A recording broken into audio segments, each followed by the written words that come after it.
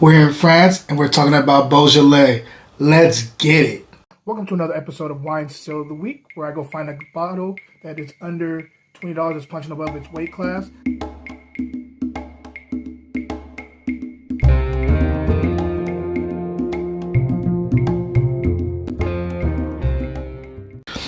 What up, everybody? How's everyone doing? Happy Valentine's Day to all the lovers that it just passed on Wednesday. I hope everybody had a good time. Hope you got some good food. Hope you had some good wine. Specifically, hope you had some good wine. And I hope you guys got to really, consummate your love for all the lovers out there. So, anyway, with that being said, it's Wine Still of the Week. We have a wonderful bottle today. I can't wait to get into it with you guys. Before we do, I do want to let you know that I am going to be launching a new show called Drinking with Dads. It's long form. It's actually it's a season. I have 10 episodes for this season. It's the first season.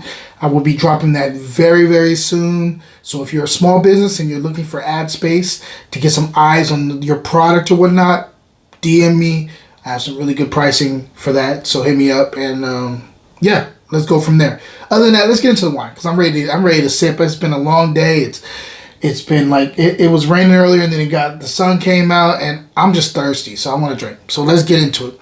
Today we're in southern part of Burgundy. We're in this area called Beaujolais and we're talking about the grape Gamay, which a lot of people you may know about it, but this is like the highest expression of Gamay in my opinion and in a lot of other people's opinions.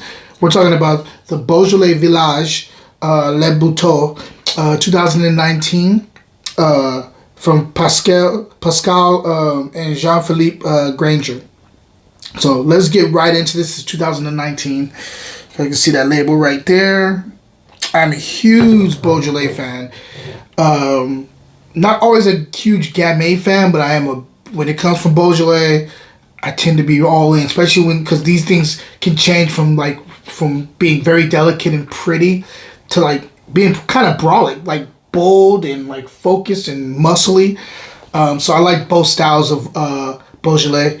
So let's get right into this. On the nose, the first thing that's jumping out to me is cranberry.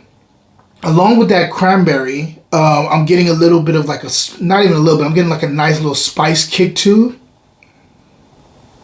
I'm definitely getting this like nice, pure, like expensive leather.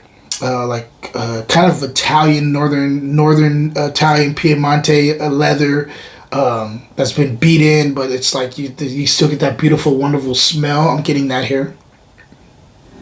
I'm getting some red cherry here too.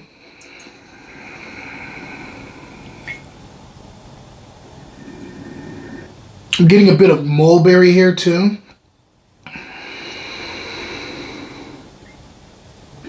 There is a floral component here. I'm definitely getting some violets, which is really dope. Some purple plum with the skin on because you're getting like a little bit of like a tartness, like a little secondary tartness on the nose.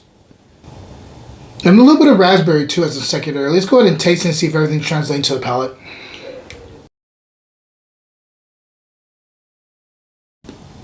I love this.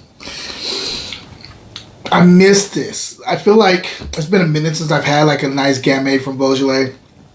They just always tend to be really, really balanced. No matter what style they come in, they just tend to be really balanced. This one is definitely no slouch. It definitely falls in that category of full balance here.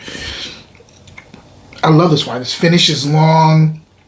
Let's talk about the structure first. Let's get into that before I get all romantic and start talking about how amazing the fruit is and pure and all that other stuff and you know how I get. So let's go ahead and taste it a little bit more.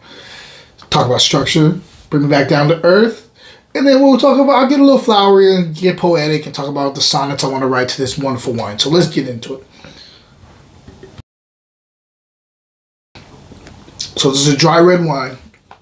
Very drying out here in the gums, in the cheeks. Tannin is medium.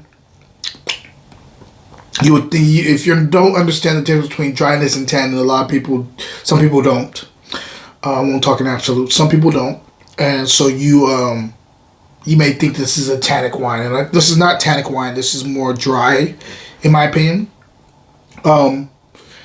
Finish is long. Acid is medium plus. It's getting into that medium plus range here. Does not dip on the palate. Just stays really kind of even keel. Doesn't, no dips. I would say this is a medium body to me. This is a medium bodied wine, but this has some focus and it has some muscles here. This is not a wilting like willow. This is one that stands up for itself. Lets you know that it has some power here. But just as pure as it has power, it also has this like really kind of delicate feminine touch to it. Very pretty. The way it approaches, you get you're talking about raspberry here. You're talking about plum. You're also talking about blueberries here up front. That's what is hitting me immediately on my palate. As it transitions into the mid palate, you get a little bit more earthy flavors here. You get like a little bit of like a kind of like a truffle thing going on in the mid palate. You're getting a little bit more of a kind of a soily, wet soil thing in the mid palate. And I know that may throw some people off, but that's just what I'm getting. Caught it on the nose. I'm catching a little bit of this kind of earthy thing on the palate too. Let's taste a little bit more. Oh, this is beautiful. Some strawberry here too. As it gets into the third quarter, that spice kicks in. It's really kind of like exotic spice. I'm digging it. This is really, really good. Well balanced. A lot of stuff going on here. I am almost starting to fall in love with this wine. Again, the finish is long. I've probably said that 3 times. This is beautiful wine. I really, really dig it. This does a lot of things well. And wow. If I'm scoring this wine Still of the Week will be right back. Coming to you from the folks over at Sunset Cellars, we have Daylight Savings over in Susan Valley. This wonderful beverage, this Piquette wine in a can, is amazing. Different flavors such as Petite Syrah, Zinfandel, Syrah, a bunch of different stuff that you're going to want to taste on a hot day. See it out in the wild, grab a glass, and pour yourself some. Cheers. Now back to the show. I'm saying 91. And on top of that, the still here is I got this at Grocery Outlet. I got this at Grocery Outlet for $7.99. This, if I've never said a case buy, this is a case buy. You buy a case of this. This is delicious. This goes with a range of food, different types of food, pork belly,